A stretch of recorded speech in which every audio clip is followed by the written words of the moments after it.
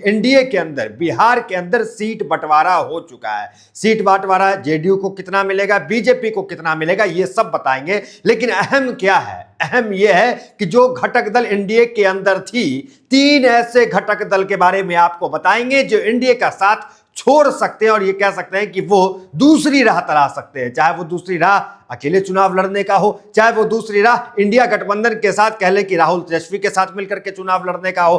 कौन से वो 3 दल हैं एनडीए के जो एनडीए को छोड़ सकते हैं, वो बताने से पहले आपको हम सीधे बताते हैं सीट शेयरिंग का मामला, कि सीट शेयरिंग कैसे हुआ, किसको कितना मिला। देखिए, परसों नीतीश कुमार दिल्ली गए थे और कल नीतीश कुमार दिल्ली से वापस आए। खबरें चली कि पलटी तो नहीं मार देंगे, कई तरह की खबरें चली, लेकिन अब जो खबर आई वो ये आई कि सीट बंटवारे के हवाले से नीतीश कुमार दिल्ली गए हुए थे। देखिए, दैनिक भास्कर ने रिपोर्ट पूरा किया कि किसको कितनी सीटें मिली है। देखिए, जनता दल यूनाइटेड को 102 सीट, नीतीश कुमार को 102 सीट, बीजेपी को 101 सीट। ये कह ले कि इस चुनाव में 2025 में जो नारा दिया जा रहा था 25 से 30 फिर से नीतीश, मतलब बड़े भाई की भूमिका में जेडीयू को रखा गया है। 102 सीट जेडीयू को दी गई है। वहीं बीजेपी की अगर बात करें तो बीजेपी को 101 सीट मिली है।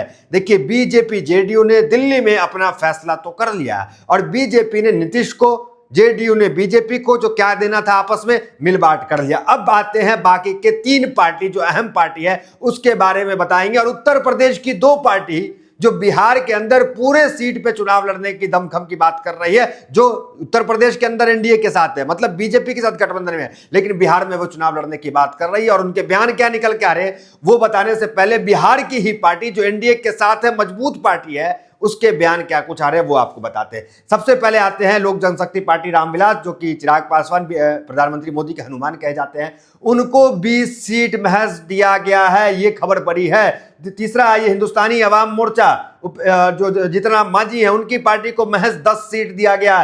फिर आइए आप उपेंद्र कुशवाहा की पार्टी, उनकी पार्टी को भी 10 सीट मिला गया, मतलब 10-10 सीट इन दोनों को दिया गया है। अब आते हैं, बात करते हैं रामविलास, जो लोक जनशक्ति पार्टी रामविलास है, उसके बारे में। चिराग पासवान लगातार कह रहे थे कि हम 150 सीटों पे चुनाव लड़ेंगे, 200 सीटों पे चुनाव लड़ेंगे, बिहार हमें बुला रहा है। और चिराग पासवान का आप जानते हैं कि बिहार फर्स्ट, बिहारी फर्स्ट वो कार्यक्रम करते हैं और कहते हैं कि उनके कई बार नेता, उनके कार्यकर्ता उनके मुख्यमंत्री बनाने की बात करते हैं, इसलिए नीतीश कुमार के साथ उनकी अदावत अक्सर देखने को मिलती है। नीतीश कुमार के कार्यकाल पर अक्सर वो सवाल खड़ा कर देते हैं, ये तमाम चीज तो आप देखें, लेकिन उस चिराग पासवान को महज 20 सीट मिला है।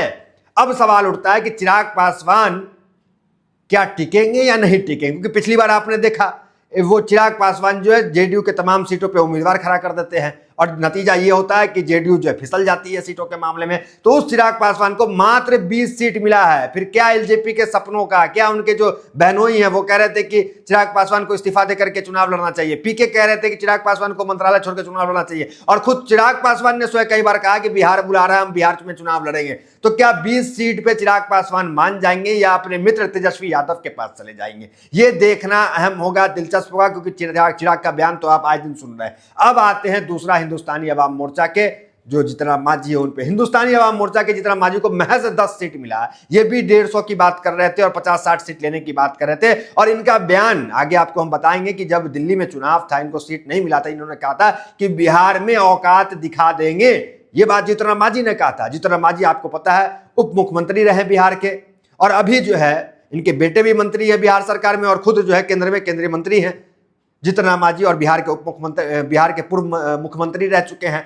तो हमको जो है सिर्फ 10 सीट दिया गया और आरएलएम को 10 सीट। अब कहा यह जा रहा है जो वीआईपी है मुकेश सहनी है, जो फिलहाल अभी तेजस्वी और राहुल गांधी के साथ वो घूम रहे हैं वोट अधिकार यात्रा को लेकर के, लेकिन उनको भी एनडीए में लाने के और शामिल करने की कयास लगाई जा रही है, क्योंकि उनके भी बयान इस तरह के मुकेश सहनी के आ जाते हैं कई बार। तो अगर मुकेश सहनी एनडीए में आते हैं तो हमको आरएलएम को सीट घटेगी, और जो 10-10 सीट इन दोनों को मिली है उनको जो है शिफ्ट किया जाएगा इस मामले में, मतलब इन दोनों से सीट काट करके, और सीट जो है एलजेपी का भी माइनस होगा।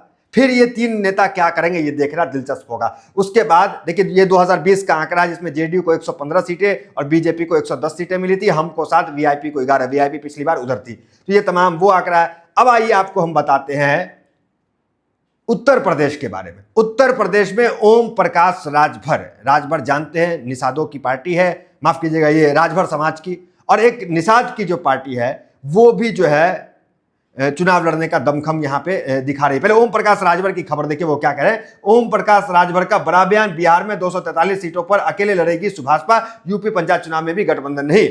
243 सीटों पे अकेले चुनाव लड़ने की बात दमखम के साथ जो है ओम प्रकाश राजभर कर रहे हैं। तो राजभर का यह बयान आ रहा है। देखिए, राजभर ने साफ शब्दों में कहा, मैं बिहार में 30 सीटों पर चुनाव लड़ूंगा। सम्मानजनक, अगर एनडीए से गठबंधन हो जाता है तो 30 सीट पर मानेंगे। हमारे लिए सारे विकल्प खुले हैं। मेरी पार्टी 150 सीट पर चुनाव लड़ेगी, भले ही उससे एनडीए को फायदा हो या नुकसान। इस बयान के बाद बिहार में राजनीतिक हलचल मच गई है। एनडीए को फायदा हो या नुकसान हो, हम 150 सीट पर चुनाव लड़ेंगे। अगर सम्मानजनक गठबंधन के साथ लिया जाता है तो 30 सीट पर चुनाव लड़ेंगे। यह राजभर का कहना है, जो पड़ोस में है, उत्तर प्रदेश के पड़ोस के कई इलाके में इनका वर्चस्व है, और ये बिहार में चुनाव लड़ने की बात कर रहे हैं। तो समझिए कि एनडीए के ही एक साथी यहां चुनाव लड़ने की बात कर रहे हैं। और देखिए, ये कोई नया नहीं है कि एनडीए के कोई साथी चुनाव, जैसे देखिए मुकेश सहनी जब एनडीए के अंदर थे तो उत्तर प्रदेश के अंदर बिना गठबंधन के वो चुनाव लड़े और काफी नुकसान बीजेपी को हुआ। और ये जो है चुनाव लड़ेंगे तो सोचिए नुकसान किसको होगा, ये आप आकलन लगाइए। दूसरा देखिए हेडलाइंस, सहयोगी दलों पर टिप्पणी से नाराज संजय निषाद, कहा भाजपा को हमसे फायदा नहीं तो गठबंधन तोड़ दे। निषादों की पार्टी, संजय निषाद उत्तर प्रदेश के अंदर है, जानते हैं ये मंत्री हैं, उत्तर प्रदेश की सरकार है, और ये बिहार में चुनाव लड़ने के दमखम के साथ ये भी अपनी बात को रख रहे हैं। अब आते हैं, आपको हम बताते हैं, ये तो बता दिए कि दो पार्टी उत्तर प्रदेश की है, एक संजय निषाद, दूसरा ओम प्रकाश राजभर। ओम प्रकाश राजभर 150 सीटों पे चुनाव लड़ने की बात कर रहे हैं और कह रहे गठबंधन होगा तो 30 सीट पे चुनाव लड़ेंगे। ये बातें उत्तर प्रदेश के दो बड़े नेता उन्होंने कहा। अब देखिए जीतनराम मांझी क्या करें, एनडीए को औकात दिखाएंगे जीतनराम मांझी, बोले झारखंड दिल्ली वाला धोखा बिहार में नहीं चलेगा। जीतनराम मांझी का यह बयान था कि दिल्ली में उन्हें सीट नहीं दी गई, झारखंड में उन्हें सीट नहीं दी गई, लेकिन बिहार में हमारी औकात है और बिहार में हम औकात दिखाने की बात करेंगे। ये बातें केंद्रीय मंत्री जीतनराम मांझी, जो अहम सहयोगी दल बिहार के अंदर एनडीए के हैं, वो इस तरह के बयान दे रहे हैं। तो आप समझिए कि खटपट जो है अब यहां से शुरू हो जाएगी। अब देखना यह है कि क्या ये पार्टी जो एलजेपी है, हम हैं, आरएलएम है, जो उपेंद्र कुशवाहा की पार्टी है, ये पार्टी वहां टिकेगी कि नहीं टिकेगी, क्योंकि सीट बंटवारा बीजेपी और जेडीयू ने आपस में तो कर लिया बढ़िया मलाईदार, लेकिन बाकी जो पार्टियां हैं, जो उनकी महत्वाकांक्षाएं थी, उन महत्वाकांक्षाओं को पूरा नहीं किया गया। अब चिराग पासवान क्या करते हैं, क्योंकि चिराग पासवान आप जानते हैं कब बगावती तेवर अपना ले कोई ठिकाना नहीं है। एनडीए के खिलाफ इन्होंने चुनाव लड़ लिया था पिछली बार, नीतीश कुमार के खिलाफ उम्मीदवार उतारा है, यही हाल हुआ कि नीतीश को बहुत कम सीट आई और आरजेडी को फायदा पहुंचा। और अब तमाम एनडीए के जो लोग हैं, जो घटक दल है, जिसमें 3 तो हमने आपको बता दिया, 2 तो वहां की और यहां की भी है, जो पलटी मार सकते हैं, कुछ बड़ा हो सकता है। तो फिलहाल इस खबर में इतना, मिलता है वीडियो मेरे साथ। बहुत बहुत धन्यवाद।